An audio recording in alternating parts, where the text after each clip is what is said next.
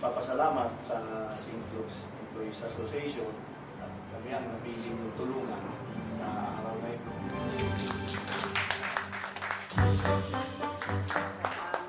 We hope na yung dala-dala namin mga simple items will give you inspiration.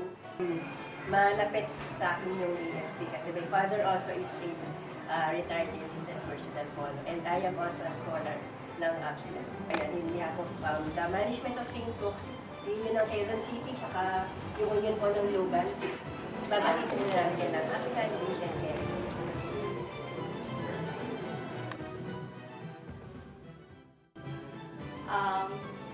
Hindi sapat yung aming dala para mapunan yung mga namarasa nyo kayo.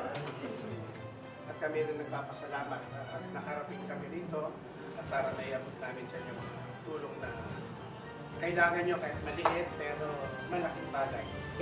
Bali ninyo, baka isa kayo or isa sa inyo maging empleyado rin namin or mapunta sa mga gusto ninyong mga career.